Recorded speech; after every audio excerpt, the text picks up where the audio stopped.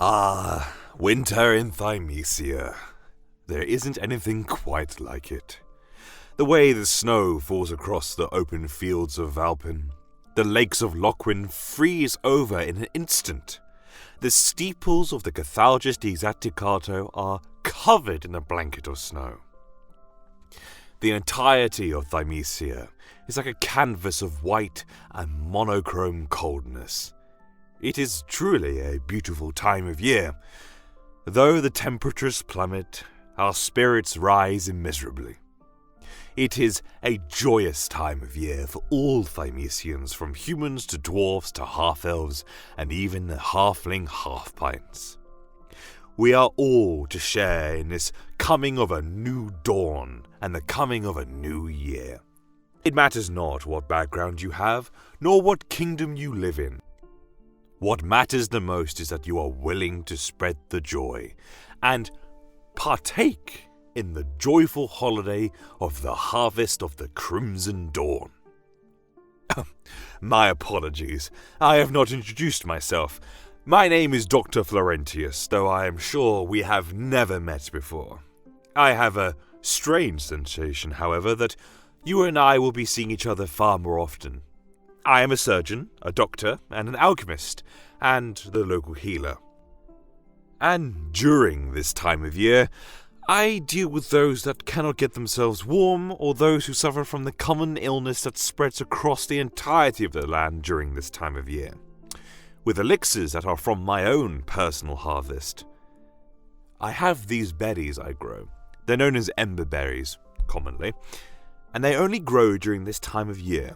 And when grinded down into a paste or a liquid, they create a loving, warming effect, with a surprisingly lovely, sweet taste. But I'm getting ahead of myself. You've come here as an outlander, or someone who just is genuinely curious by our winter traditions.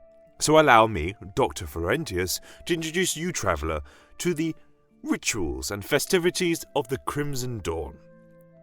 And I must warn you, it is a rather fabulous time of year.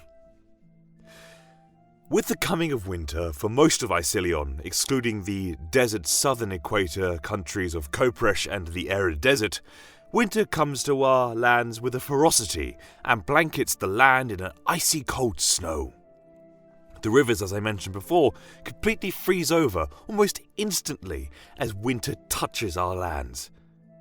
From the first dustings of snow to the light twinkles of the stars up above, it is a wonderful sight to see. Especially for the Chaitonans of the desert. They are not really used to seeing such a sight. But the most interesting thing is where this festivity happens, why it is called the Crimson Dawn. It is all to do with the sun. We are meant to believe, thanks to Foxton and their religious teachings, that the sun is controlled by the divine. I don't really believe that, but many people do, especially around this time of year. But during these times, the sun changes from its normal golden hue to a bright, warmed crimson hue. It creates this orangey effect across the entirety of the sky that dances across the lands of Thymesia and Vosmana and some of the frozen south. And as this crimson dawn rises, as does a new harvest of crops that only grow during this time of year. And there are animals that benefit from this time of year that we also harvest and consume. What is the most strange thing about this sun, though, is that not even the sorcerers or wizards of Lochwin can understand this great phenomenon. But it matters not, as it spreads the seeds of joy across the entirety of Thymesia. I myself live in the kingdom of Valpin, and the cobbled city streets are littered with mounds of snow, and the pathways become, well, tripping hazards as they become iced over, though I do spread salt near my pathway so no one stacks it outside my, hospital practice. I don't want to be dealing with multiple broken legs and arms, thank you very much. Though, that being said, small market stalls are shot up almost instantly, selling the local produce that the farmers cultivate during this harvest. Though they are blanketed in snow as well, they seem to be joyful, especially when they start to brew that mulled wine and mulled cider. Personally, I can't stand the stuff, but many people enjoy it. I prefer a good hearty rum. Though, not to mention, there are larger meals that we often share with friends and family. All of us bring something to the table, where we dine and feast just as the kings and queens do. And speaking of which, King Anton and Queen Amy Valpin aren't like the other kings and queens of Lochwin. They like to partake with the commoners. They come down to the middle of the Valpin city and enjoy the festivities with their people. Also, they have 3 children, and of course, they're going to be enjoying the lovely festivities and seeing the blankets of snow litter their own streets. They are a wonderful family, and I am pleased to serve them. We dine together, and we all try to keep warm and merry with our dearest friends and family. Amongst this, there are carolers and members of the Foxton Choir that travel from town to town, city to city, and even kingdom to kingdom. It may be obvious that I am no fan of the church, but this I find somewhat comforting. It's nostalgic almost. I've lived in Valpin for almost 29 years, but it is something charming to see them walk about the streets with their little bells and, well, not even religious songs. The songs themselves are about unity and staying warm and enjoying this time of year. We bask in wonderful delights, the seedlings of new trees and plants and fruits that bloom in these conditions, all bring that sense of warmth and nostalgia with their comforting tastes. Though, it must be said, and nor can it be ignored, that where there is this plentiful joy across the entirety of Thymesia, there must be a contrast. There must be some sort of sadness.